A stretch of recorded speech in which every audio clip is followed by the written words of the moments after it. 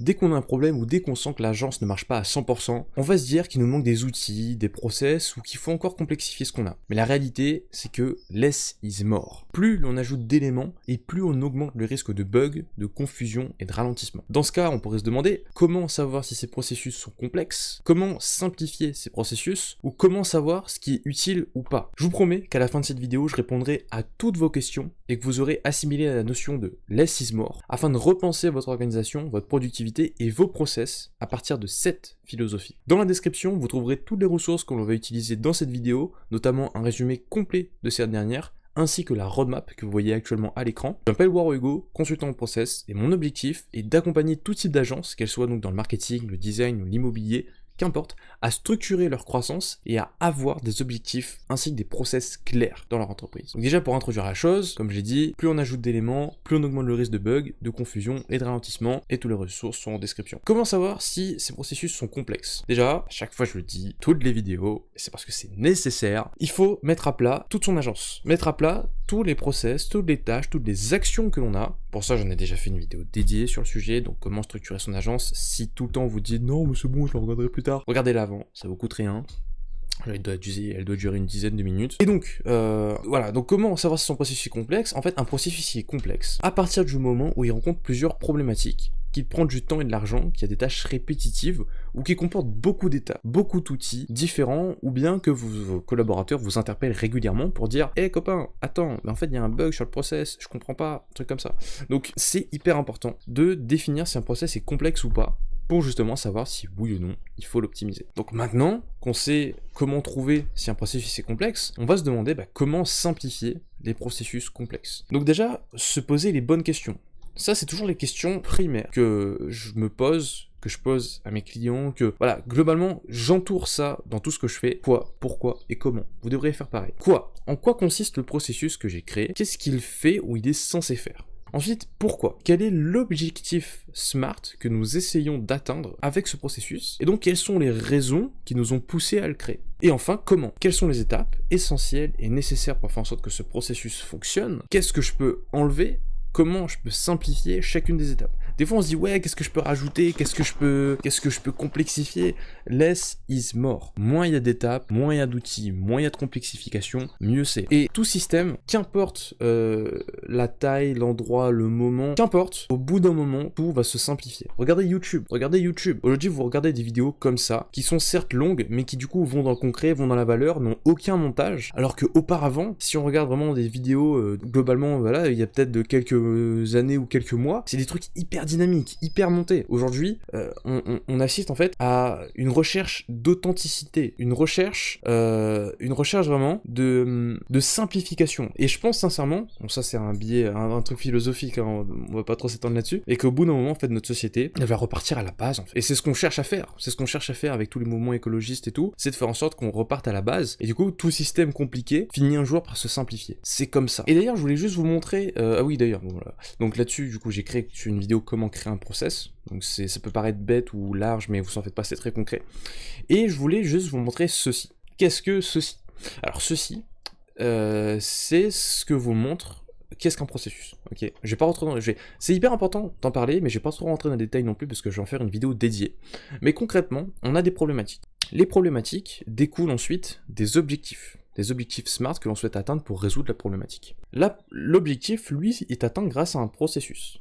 Le processus, comme vous le voyez ici, comporte des étapes. Chaque étape comporte une ou plusieurs KPI, et chaque KPI est définie si elle est bonne, moyenne ou mauvaise. Et en fait, une combinaison de tous ces résultats de KPI montre un symptôme. Ce que je veux dire par là, c'est que si par exemple, on a une problématique que, vas-y, j'ai pas assez de clients, donc je vais tenter d'augmenter, mon nombre de prospects, donc je vais créer un process qui me permettra de lead sourcer, ensuite de pouvoir contacter les prospects, de faire des newsletters, de faire ceci, cela, enfin je sais pas moi, qu'importe. Et derrière, écoute, lorsque je vais faire mon lead sourcing, combien de leads j'aurai récupéré, combien de contacts vont me répondre, combien de ceci, cela, et en fait, toutes ces qualifications, à savoir si c'est bon, moyen ou mauvais, en fait elles sont basées sur vos attentes, sur des moyennes, sur des prédictions. En fait, ces trucs-là, savoir si c'est bon, moyen ou mauvais, c'est juste que vous fixez une attente. Par exemple, dites, bah, écoute, moi je veux lead sourcer 500 personnes par mois. Si vous voyez que vous n'avez réussi qu'à lead sourcer 200 ou 300 personnes par mois, et ben ça veut dire que la KPI est mauvaise, voire moyenne. Et donc, par conséquent, il faut trouver une nouvelle étape, ou du moins il faut la changer, il faut la modifier, pour faire en sorte qu'on puisse atteindre cette KPI-là.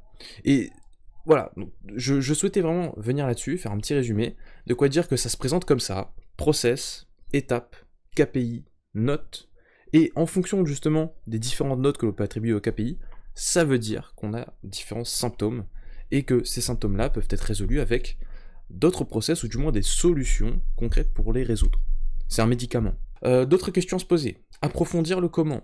Donc d'abord on se pose des questions, à la fin il y a le comment, et maintenant on va approfondir le comment. On approfondit le comment et ben en se posant d'autres questions.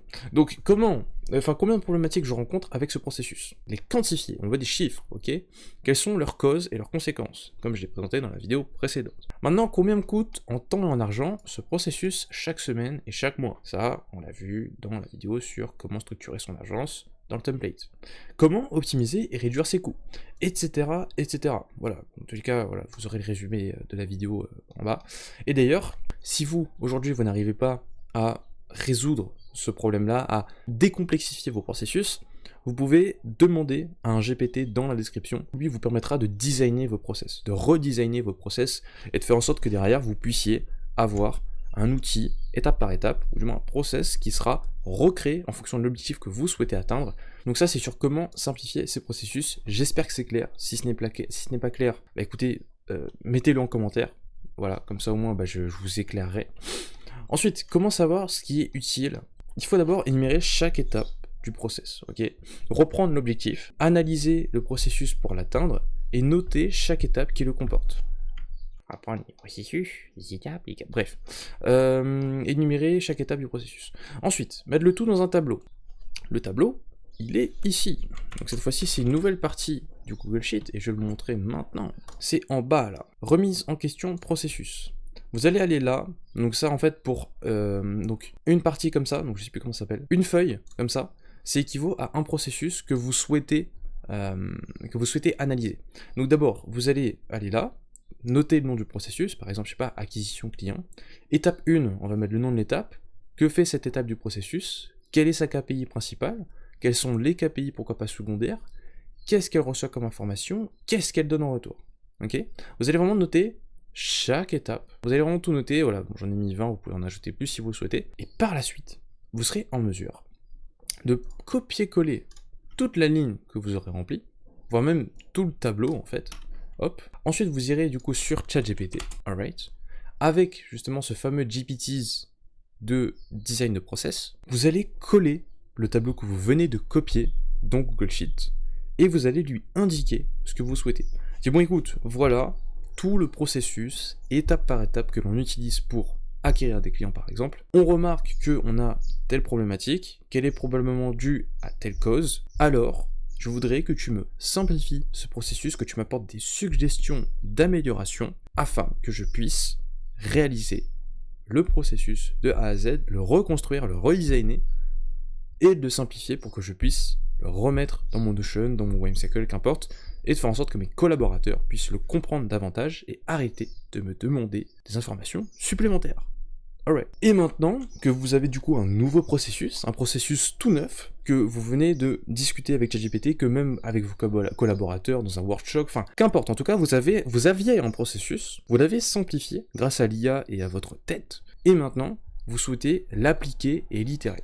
Pour ça, on va donc reprendre le process actuel, le modifier, maintenant noter le processus de A à Z sur Whimsical, ou sur n'importe quel outil que vous souhaitez, le mesurer et l'analyser. C'est-à-dire que chaque jour, vous allez donc avoir un moyen de noter la performance du processus que vous venez de créer, et qui vous permettra, en conséquence, en fonction des attentes que vous avez de ce processus-là, de le modifier. C'est-à-dire que si vous voyez que les résultats que ce processus vous donne, comme par exemple le nombre de leads sourcés, est inférieur à vos attentes, ou inférieur à la moyenne, ou inférieur à une référence, alors vous devez d'optimiser ce processus-là, et pourquoi pas demander à ChatGPT de comment on peut optimiser ce processus-là pour dépasser la moyenne.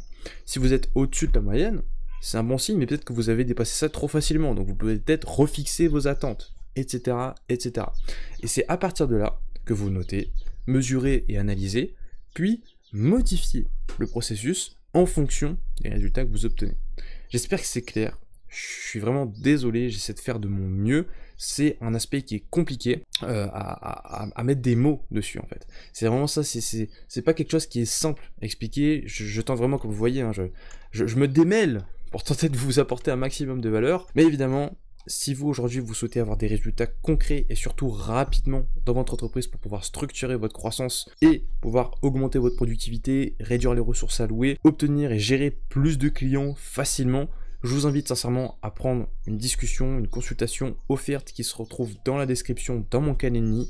À partir de là, on pourra discuter, voir ensemble c'est quoi vos objectifs, quels sont vos processus actuels, comment on peut les modifier, comment on peut les optimiser, pourquoi pas comment on peut en ajouter ou en enlever en fonction de ce que vous avez, et derrière de fournir donc des solutions très concrètes à appliquer avec un plan d'action étape par étape, mois par mois, jour par jour, semaine par semaine, et qui derrière vous garantira d'atteindre vos objectifs avant une deadline, que ce soit avant la fin de l'année, que ce soit avant du Q1, Q2, Q4, qu'importe.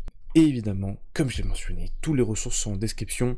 Le résumé de cette vidéo, avec toutes les ressources utilisées dans cette vidéo, le Google Sheet, le GPTs, ou les différents GPTs, la roadmap, etc.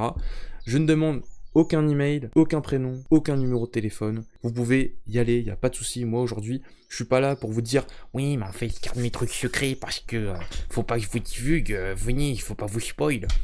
J'en ai rien à foutre, ok? Moi je vous apporte de la valeur concrète, applicable dans votre business, dès maintenant, dès ce soir, dès la semaine prochaine, dès demain, enfin qu'importe, au plus tôt possible. Alright, donc je vous remercie d'avoir regardé la vidéo.